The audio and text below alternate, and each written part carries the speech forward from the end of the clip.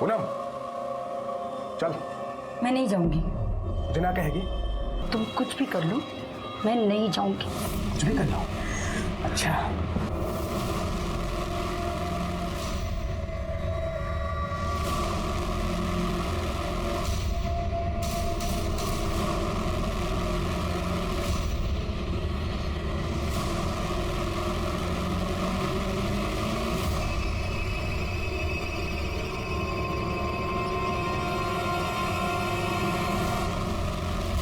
हाँ सर, मैं सुजाता से मिलने जाता था, लेकिन अपनी हवस पूरी करने नहीं।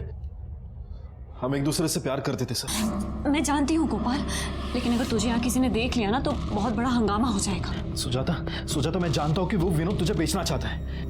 तो एक काम करा, तू माझ्या बरोबर चल ना, मैं पुणे जा रहा हूँ। हाँ, वहाँ पर ही शादी करेंगे, वहाँ पर ही रहेंगे। हाँ? नहीं गोपाल, ये लोग वैसे भी हमारी जान के पीछे पड़े हुए हैं। मुझे मेरी जान की फिक्र नहीं है, लेकिन तेरी जान खतरे में नहीं डाल सकती गोपाल।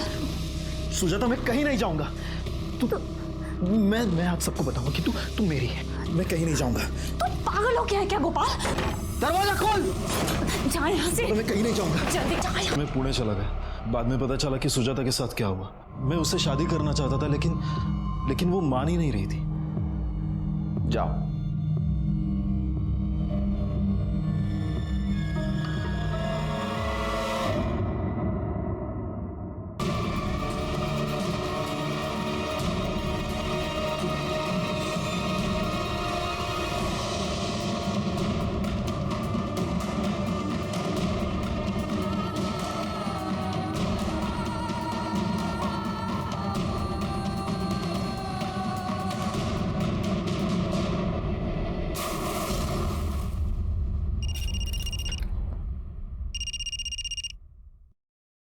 हाँ, विदाउट शक्कर।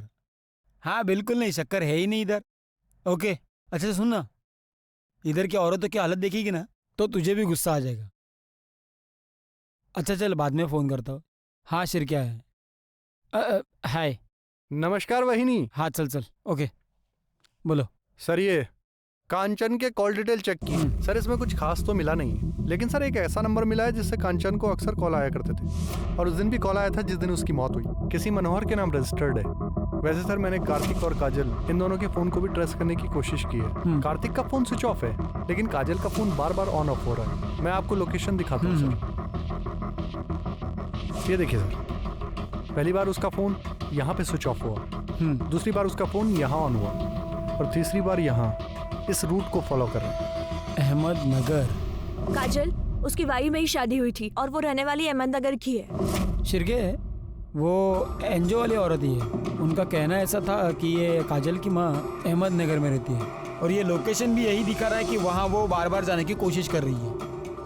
वैसे सर मैंने अपनी एक टीम को यहाँ पे भेजा था काजल के बारे में पूछताछ करने के लिए, लेकिन उन्हें काजल के बारे में कोई इन्फॉर्मेशन नहीं मिली। मैं एक काम करता हूँ, मैं दोबारा वहाँ भेज देता हूँ उन्हें। मनोहर को फोन लगा।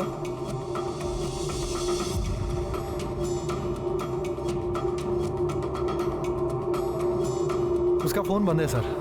पता करो कहाँ है वो। ठीक है सर। हेलो, क्या? ए बस,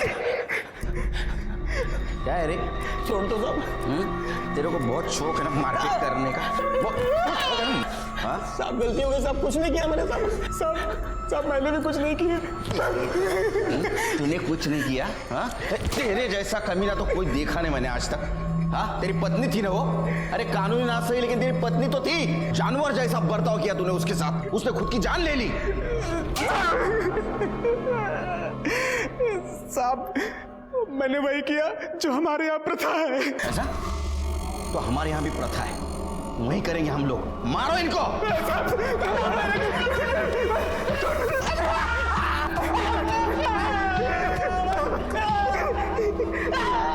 सर उस लड़के का पता चल गया जिसके पास वो वीडियो था। वो नासिक में अपनी नानी के घर छुपा हुआ है। मैंने अपनी टीम को भेज दिया है, कल सुबह तक वो आ जाएगा। वो दुष्यंत को बुला। ठीक है सर।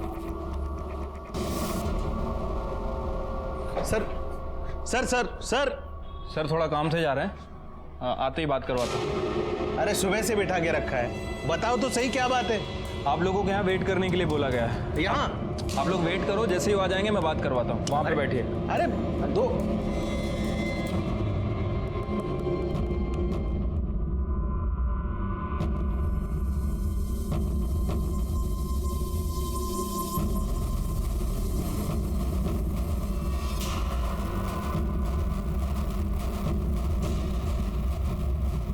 चोर चोर चोर।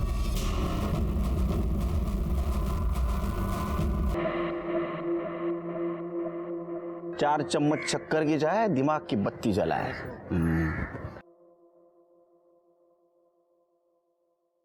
वो लोग आते ही होंगे सर बच्चे को लेके। वो दुष्यंत और उसका चेला, उनकी क्या हाल है? पूरी रात अंदर बिठा के रखा है आपने, कोस रहे होंगे आपको। रिश्वतखोर ये आ गए। घबराओ मत। अच्छा सच सच बताओ, उस रात तुम भागे क्यों थे वहाँ से? उन लोगों ने वीडियो के लिए कंचन ताई को भी मार दिया, मुझे लगा मुझे भी मार देंगे। अच्छा वो वीडियो है तुम्हारे पास? दिखाओ।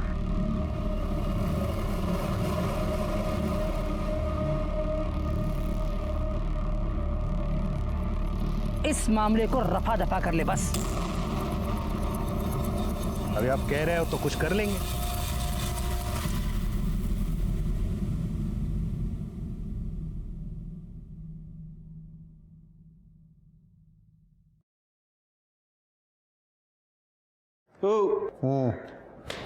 उठो।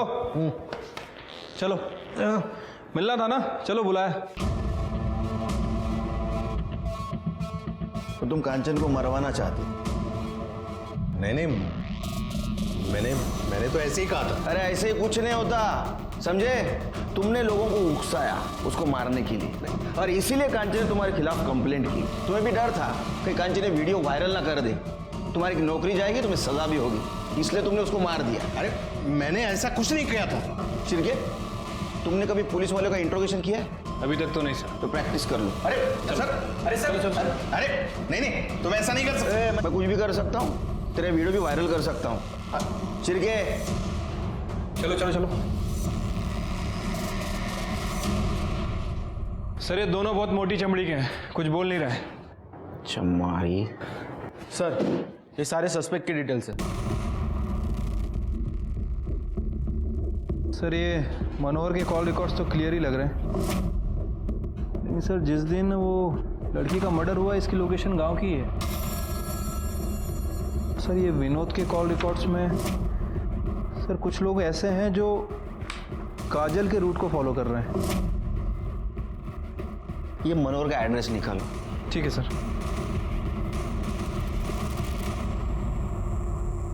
सब मैंने कुछ नहीं किया साहब। अरे मैं बताता हूँ तूने क्या किया। तू तेरे भाई का घर हड़प करने की कोशिश कर रहा था, तो ऐसा कर नहीं सका, इसलिए तूने सुजाता को मार दिया, लेकिन उसका बेटा बच गया। अब कांचन को क्यों मारा तूने? क्योंकि कांचन कातिल को पहचान सकती थी, इसलिए। तू गुड्डू को भी मारना चाहता था, लेकिन काजल उसको लेके भाग गई। साहब कसम से मैंने ऐसा कुछ नहीं किया साहब। तो फिर तेरे लोग काजल का पीछा क्यों कर रहे थे? वो तो साहब मुझे मेरे आदमी का फोन आया था कि उसने काजल को एक बच्चे को ले जाते हुए देखा। तब मैंने उसे कहा कि तुम उसका पीछा कर लो, ताकि बच्चे को मार सके। नहीं साहब। घेऊन जा पर पहले। साहब सुनो ना। चल सब सच में मैंने कुछ नहीं। चल साहब मैंने कुछ नहीं किया सर। साहब मैं सच बोल रहा हूँ साहब। सिरगे, इसके आदमी को ट्रेस करो। ठीक है सर। मनोहर का एड्रेस मिल गया। माना ना देला।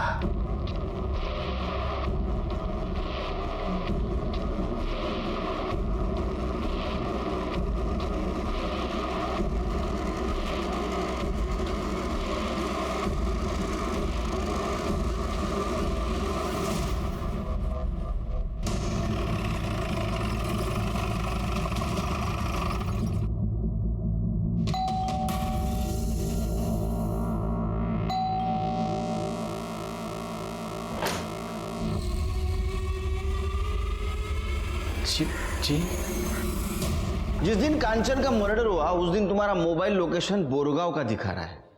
क्या कर रहे थे तुम वहां? सर कंचन मेरी पत्नी थी,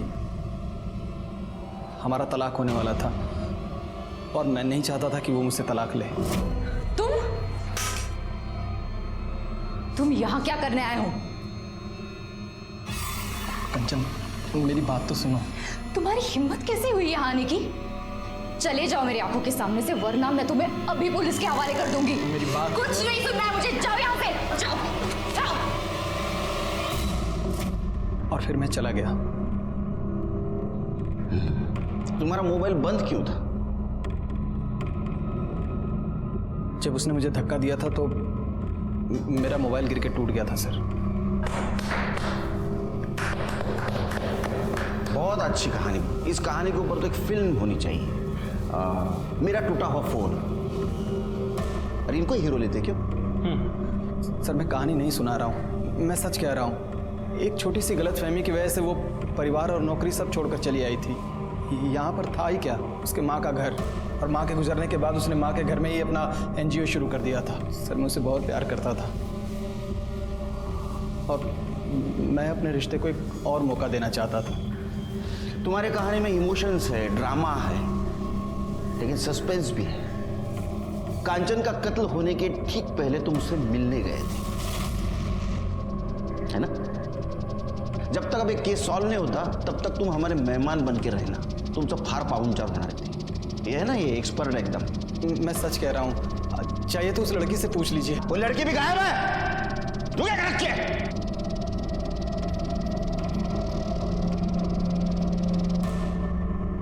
चला हिम्मतनगर।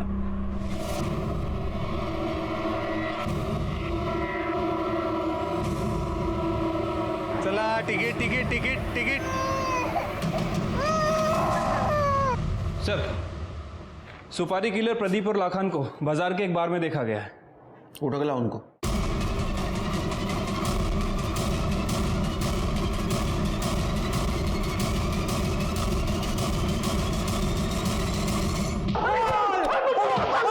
अरे बस रे, चल बता सुजाता को किसने मारा?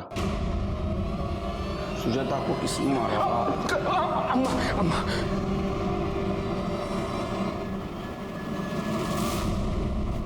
हाँ, मैंने मरवाया सुजाता को। क्या करती? मेरा गोपाल दीवाना हुआ पड़ा था। गोपाल, देख तो कितनी प्यारी लड़की है।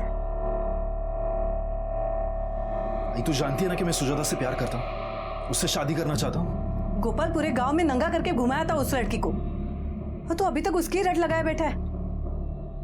अरे हम पंडित है और वो विधवा है, दूसरे जाति की, एक बच्चे की माँ है वो। तू तो जानता है ना अपने गांव में विधवा का क्या हाल होता है। अच्छा ठीक है, तू पहले किसी अच्छी लड़की से शादी कर ले, फिर चाहे तो रख लेना सुजाता को। भाई काय बोलतीयस तू? प्यार करता हूं मैं उससे। मला स्वतःचीच लाज वाटते कि ऐसी हालत में मैंने उसका साथ नहीं दिया था, लेकिन अब नहीं। अब मैं उसका साथ कभी भी नहीं छोड़ूंगा और उससे शादी करके ही रहूंगा। गोपाल सुन तो, छूटन कभी पूजा के थाली में नहीं सजती, कचरे के डिब्बे में फेंकी जाती है। उस औरत की औकात नहीं थी मेरे बेटे से शादी करने की, लेकिन मेरा बेटा ही नहीं मान रहा था, तो मरवा दिया मैंने, मरवा दिया। कांचन को क्यों मारा? मैं उसको क्यों मारूंगी? मैंने नहीं मरवाया उसको। समाज में उनके साथ घिनौनी हरकत की जाती है, कभी प्रथा के नाम पे, कभी इज्जत के नाम पे, तो कभी परंपरा के नाम पे। नमस्कार, मैं सीनियर इंस्पेक्टर सुनील केलकर आप सबका स्वागत करता हूं क्राइम पेट्रोल दस्तक के इस भाग में। आज मैं आपको जो केस दिखाने जा रहा हूं, ये केस सातारा जिला के बोरगांव पुलिस स्टेशन के अंडर था। रुक जा सुजाता।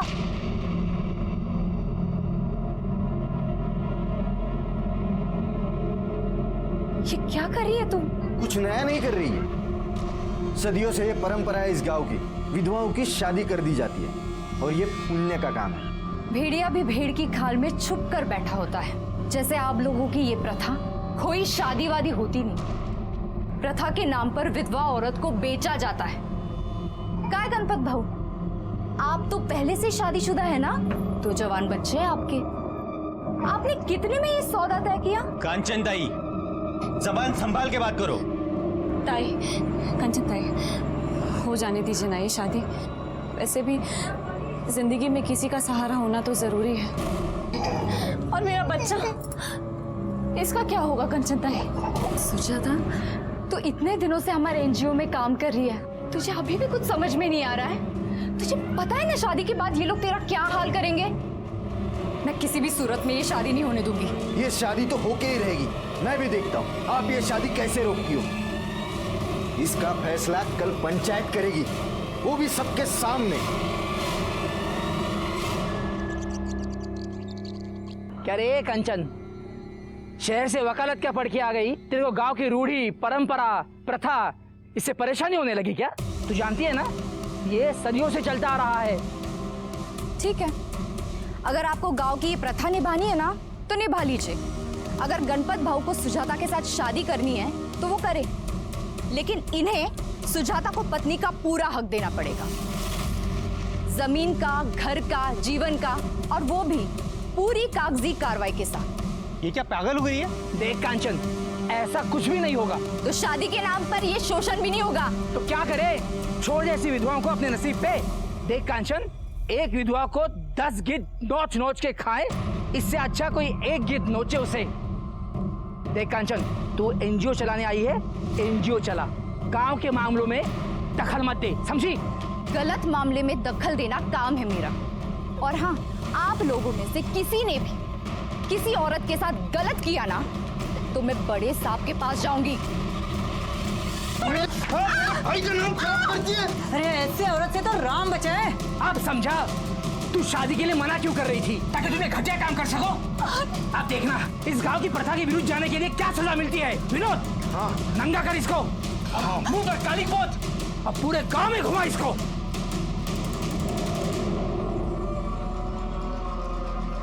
कंचन भाई, वो गांव वाले सुजाता ताई के कपड़े उतारकर पूरे गांव में उसको घुमा रहे हैं। प्लीज जल्दी चलो। क्या?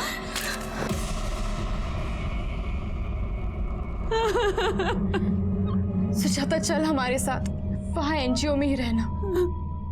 नहीं ताई, अब बस आप लोग मेरे चक्कर में इन लोगों के निशाने पे क्यों आ रहे? सुजाता तू हमारी चिंता मत कर, जो होगा हम लोग देख लेंगे। तू चल मेरे साथ, अभी पुलिस में रिपोर्ट करते हैं। चल। नहीं ताई, आप लोग जाइए, इससे ज्यादा वो लोग मेरा क्या बिगाड़ेंगे? और क्या हो सकता है मेरे साथ? आप लोग जाइए, मैं अपना देख लूंगी।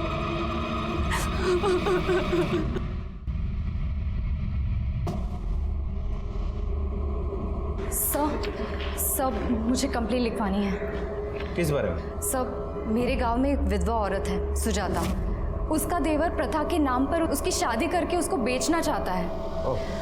हम लोगों ने मना किया तो उसके देवर ने और गांव वालों ने मिलकर उसे गांव के सामने उसके कपड़े उतारे और मुंह पे काली पोत कर उसे पूरे गांव में घुमाया। सब प्लीज आप सबके खिलाफ केस कीजिए सब, प्लीज। नहीं, ये लोग प्रथा और रीति रिवाज के नाम पर पता नहीं क्या क्या करते हैं, लेकिन आप परेशान मत होइए, हम सबके खिलाफ कार्रवाई करेंगे, आप इत्मीनान रखिए।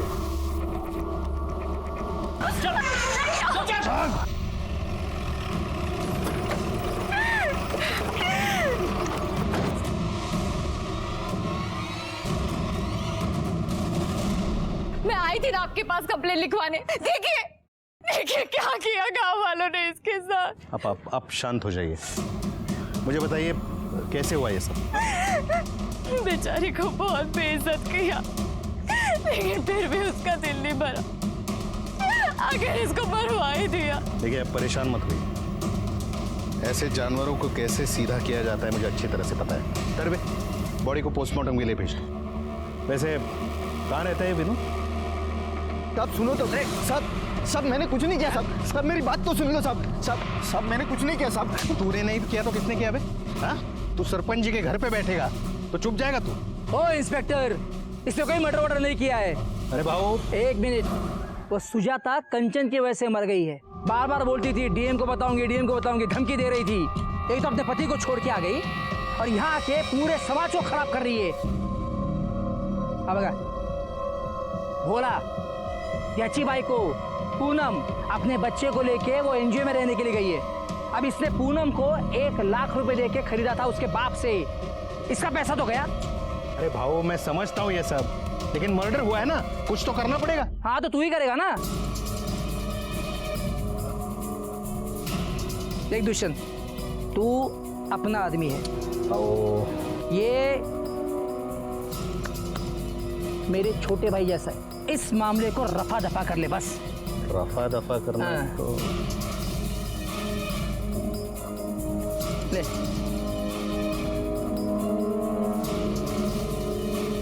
ठीक है, अभी आप कह रहे हो तो कुछ कर लेंगे, लेकिन जाने से पहले बता देता हूं, आप जितना दबेंगे वो कांचन आपको उतना ही दबाएगी। आपके जी में जो आए वो कीजिए, बाद में तो रो धो के मेरे पास ही आएगी।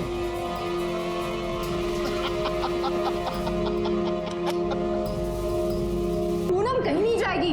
अरे तू रोकेगी मुझे? देखता हूं तू कैसे रोकती है। तू ज्यादा बड़बड़ किया ना तो तेरे एनजीओ पे और तेरे पे केस कर दूंगा कि तूने मेरे बच्चे को अगवा किया, समझी? चल हट। ए, उठाओ इसको।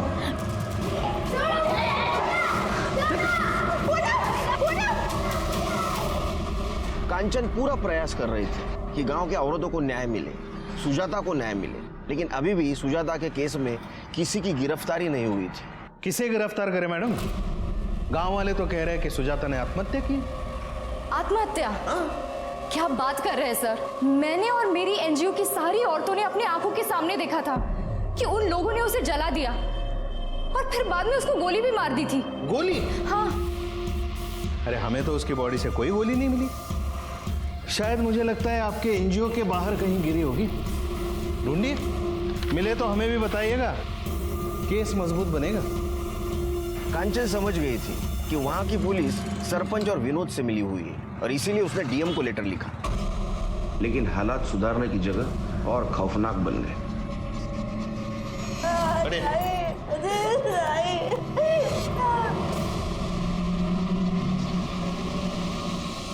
मैडम, इनको हटाओ। एविडेंस। चित्रे गायकवाड़, एनजीओ में देखो कुछ मिलता है। मैडम बॉडी चेक करो आप। बेचारी इन सब की भलाई के लिए लड़ रही थी, इन्होंने ही मार डाला इसे। बताओ, तुम में से किसने मारा इसे? नहीं साहब, हम लोगों ने नहीं मारा है ताई को। कंचन ताई! झूठ मत बोलो। रुको, तुम में से वो लड़की कहाँ है जो सुजाता का बच्चा लिए होती? वो भी सब में से नहीं दिखाई दे रही है। अच्छा,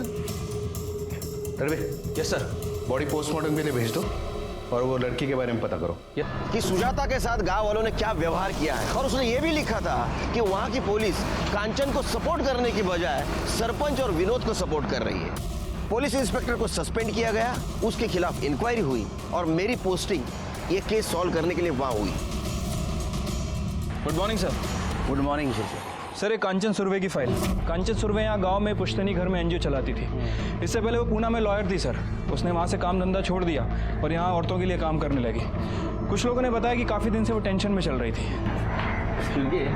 ये पीएम रिपोर्ट के मुताबिक तो ऐसा लगता है कि उसको चाकू से मारा गया था। उसके पेट और पीठ पर निशान है। और ये सुजाता की पीएम रिपोर्ट, इसके हिसाब से उसकी बॉडी 60% जली थी, लेकिन उसकी मौत गोली लगने की वजह से हुई है।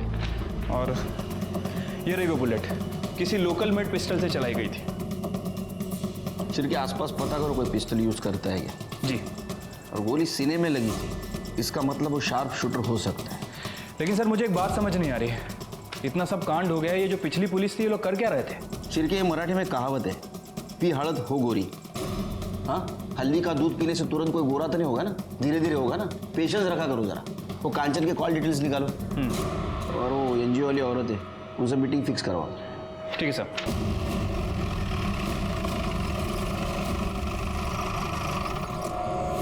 ताई ने कभी गलत के आगे सर नहीं झुकाया। उन्होंने तो अपने पति को भी छोड़ दिया था। ताई ने हमारे लिए बहुत कुछ किया है, हम उनके साथ गलत नहीं कर सकते। जो पिछले अफसर आए थे वो तो हम पर ही शक कर रहे थे। देखो, जिस किसी ने गलत काम किया उसको सजा तो जरूर मिलेगी, इसलिए निर्दोष को डरने की जरूरत नहीं। मुझे इस केस के बारे में तुम्हारी तरफ से सब डिटेल्स चाहिए। सब ताई के तो बहुत दुश्मन थे, लेकिन ये लड़ाई झगड़ा ज्यादा सुजाता की वजह से शुरू हुआ। ताई सुजाता को बचाना चाहती थी, वो सुजाता के साथ कुछ गलत नहीं होने देना चाहती थी, और उन लोगों ने पहले सुजाता को मारा और फिर ताई को। मुझे तो लगता है कि काजल, गुड्डू और कार्तिक, इन तीनों को भी उन लोगों ने मार दिया। ये लोग पता नहीं कहाँ हैं। पिछले पुलिस ने कार्रवाई नहीं की? साहब नहीं, वो तो हमको ही धमकाने आ गए थे। डीएम से शिकायत करने की हिम्मत भी कैसे हुई तेरी? बहुत पछताएगी तू। सर आपको कुछ दिखाना है मुझे, 1 मिनट। कार्तिक फोन देना अपना।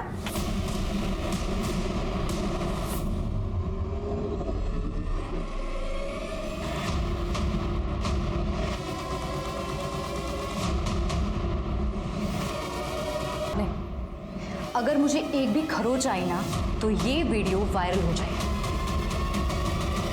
कौन से वीडियो की बात कर रहा था? ये तो पता नहीं साहब, वो वीडियो कार्तिक के मोबाइल में था और ताई के मरने के अगले दिन ही कार्तिक भी गायब हो गया। तो कार्तिक उस वक्त यहाँ था? हाँ साहब। ये कार्तिक और काजल का एड्रेस क्या है? कार्तिक का तो कोई नहीं है, वो अनाथ है, यहीं एनजीओ में रहता था। और काजल, उसकी वाई में ही शादी हुई थी और वो रहने वाली अहमदनगर की। दोनों के पास फोन है? जी। नंबर दो। 7493। शिरके, ये विनोद की डिटेल्स निकालो। काजल और कार्तिक का मोबाइल ट्रेस करो। एक टीम अपने अहमदनगर भेज दो। देखो काजल वहां गई थी क्या? तुमने कांचन को धमकी दी थी? कांचन? नहीं तो। तुमने कांचन को धमकी दी थी क्योंकि तुम्हारे खिलाफ उसने डीएम के पास रिपोर्ट की थी। अब क्या बोल रहे हैं मुझे कुछ समझ में नहीं आ रहा है। बस वीडियो के बारे में बात कर रहा हूँ जिससे तुम डर गए थे और तुमने कांचन को मार दिया। कौन सी वीडियो? पता चल जाएगा। जाओ जाओ, बैठो, चाय मंगाता हूँ। नहीं, रहने दीजिए, चलता हूँ। चल। सर, कांचन की मौत के 2 दिन पहले प्रदीप और लाखन नाम के 2 सुपारी किलर ने लोकल मेड पिस्टल और बुलेट्स खरीदी थी, लेकिन अभी दोनों गायब हैं। देखो कहाँ है, उठाओ उनको। जी। और कुछ पता चला? हाँ सर, वो विनोद के कॉल रिकॉर्ड चेक किए थे, लेकिन सब क्लियर निकला है। लेकिन सर एक बात सामने आई है, ये देखिए, विनोद फर्जी तरीके से सुजाता का घर बेचने की कोशिश कर रहा था। सब सुनो ना साहब, सब माफ कर दो ना साहब। माफ कर दो साहब। पहले तूने सुजाता को बेचने की कोशिश की, वो नहीं मानी, उसको बेइज्जत करके पूरे गांव में घुमाया, बाद में उसको मार दिया। कांचन ने तेरे खिलाफ रिपोर्ट करने की कोशिश की, उसको भी तूने मार दिया, और तेरे को माफ करो? मार। नहीं साहब, नहीं साहब, मैं ऐसा क्यों करूंगा साहब? वो तो मेरे भाई की विधवा थी साहब। लेकिन तेरे को तेरे भाई का घर चाहिए था ना? नहीं साहब, वो घर तो सुजाता भाभी का ही था, गुड्डू का है साहब। मैंने सच में कुछ नहीं किया साहब। ये क्या है? ये जाली पेपर क्यों बनाए? जाली पेपर क्यों बनाए घर बेचने के लिए? सब गलती हो गया साहब। लेकिन सब, ना तो मैंने सुजाता भाभी को मारा और ना ही कांचन ताई को। वो तो मेरे भाई ने 2 लाख रुपया सरपंच जी से उधार लिए थे, और मेरे भाई के गुजर जाने के बाद भाभी ने कहा कि मैं थोड़े थोड़े करके लौटा दूंगी। लेकिन सब एनजीओ में काम करके 2 लाख रुपया कैसे लौटाएंगे? तभी सरपंच जी ने मुझे कहा कि तुम अपने भाभी को बेच दो, और उसके लिए ग्राहक भी वही लेके आए थे, गणपत करके नाम है उनका। और साहब तभी वो कांचन ताई बीच में आई और सरपंच जी को बहुत गुस्सा आया, और तभी वो सरपंच ने ही मुझे कहा कि तुम अपने भाभी को नंगा करके गांव में घुमाओ। और तूने उसकी बात मान ली साहब? हाँ, जब मेरा बस चले ना, तेरे पूरे कपड़े निकाल के नंगा करके पूरे गांव में जुलूस निकालूंगा तेरा। इसको छोड़ो मत, इसकी ऐसी मरम्मत मत करो, कपड़े निकाल के करो इसकी मरम्मत। मार इसको। गलती हो गया साहब, गणपत और सरपंच को बुलाओ। तुम लोगों को शर्म नहीं आती? हाँ, एक बेसहारा औरत को ऐसा बेइज्जत करते हो? मुझे तो लगता है कांचन को भी तुम लोगों ने मारा है। देखिए साहब, हमारे गांव के प्रथा के विरुद्ध जो भी जाएगा उसके साथ यही होगा। अरे प्रथा का क्यों नाम ले रहे हैं? हाँ, सच तो बात यह है कि वो सुजाता के पति ने आपसे पैसे लिए थे और उसकी वापसी के लिए आप सुजाता को इसको बेचना चाहते थे। नहीं, हाँ मतलब उसके पति ने मेरे से पैसे लिए थे, लेकिन हम उसको बेच नहीं रहे थे, उसकी शादी करवा रहे थे। बोलना। और मैं भी उसको अच्छे से ही रखने वाला था, मैंने तो विनोद को पैसे भी दिए थे। अरे साहब, हम लोग इज्जत से उसकी शादी करवाना चाहते थे, लेकिन वो है जो अपने यार के साथ रंग रलिया मनाना चाहती थी। एक मिनट, कौन यार? वही गोपाल। सुजाता, मैं नहीं जाऊंगा। कौन है? कौन तो? अरे साहब, ये गोपाल शहर में रहता है, पर जब भी गांव आता था अपनी हवस पूरी करता था। और मेरे गांव में ऐसा नहीं चलने दूंगा मैं। ठीक है साहब, मैंने उस लड़की को नहीं मारा, पर अगर मारा भी होता ना तो मुझे कोई अफसोस नहीं होता। ज्यादा हीरोगिरी मत करो। लड़की को किसने मारा नहीं मारो हम पता करेंगे, समझे? चलो निकलो। हाँ, और एक बात, ये तुम्हारी प्रथा है ना गांव की, ये तो बंद करके रहूंगा मैं।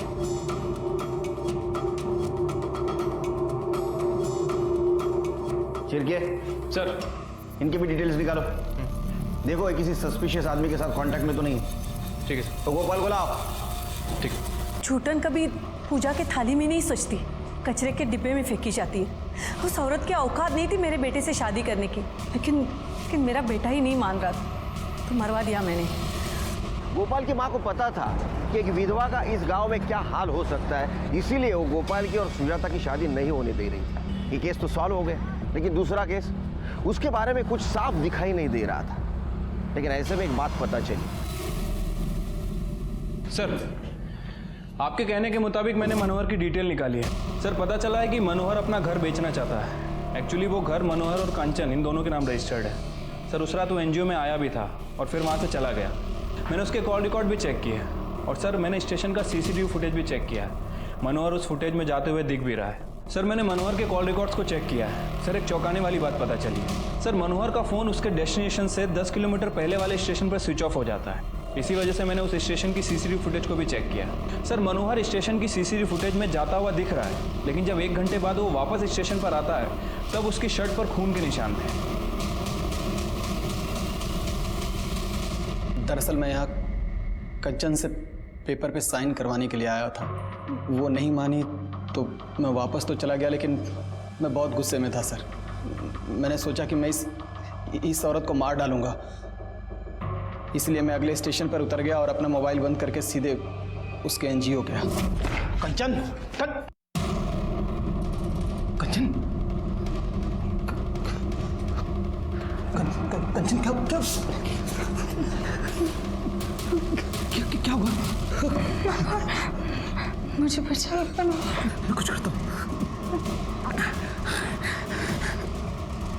मैंने उसे नहीं मारा सर, लेकिन अगर मैं चाहता तो शायद उसे बचा सकता था, लेकिन मैंने उसे वहीं मरने के लिए छोड़ दिया और निकल गया। तो तुमने नहीं देखा उसे किसने मारा? नहीं सर, लेकिन कंचन ने मुझे बताया था। किसने मारा उसे?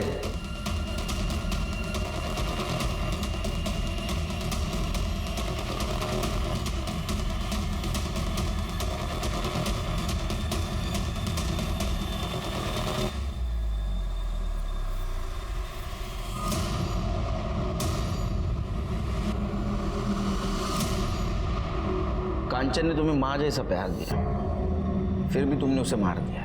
क्यों?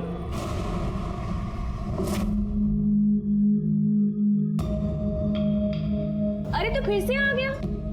क्या करूं, तू अच्छी इतनी लगती है मुझे। अच्छी तो मैं तेरे बाबा को भी लगती हूँ। तो कर लेना शादी बाबा से, वैसे भी रहेगी तो मेरे साथ भी। तू यहाँ क्या कर रहा है?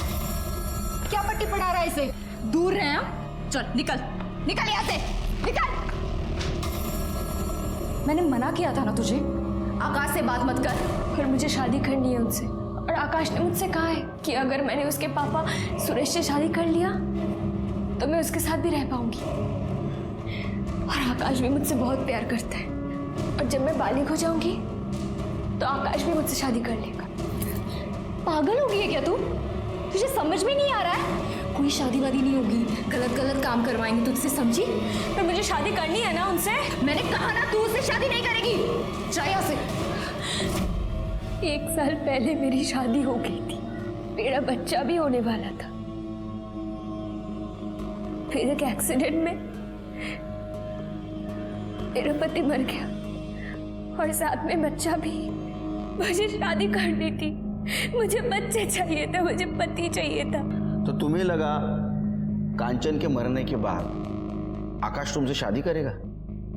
आकाश की शादी हो रही है अगले महीने में। तुमने 2 भेड़ियों के कहने में आके अपनी माँ जैसे कांचन दाई को मार दिया, जो तुमसे बहुत प्यार करती थी, तुम्हारी जिंदगी संवारना चाहती थी।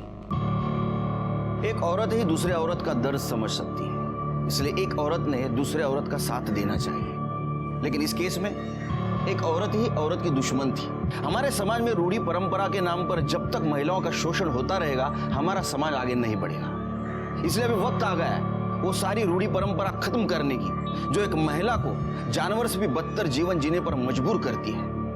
इसी के साथ मैं सीनियर इंस्पेक्टर सुनील केलकर आप सबसे विदा लेता हूं। फिर मिलेंगे क्राइम पेट्रोल दस्तक के अगले भाग में। तब तक के लिए सतर्क रहिए, देखते रहिए क्राइम पेट्रोल दस्तक। मकसद बताना नहीं, बचाना है। जय हिंद।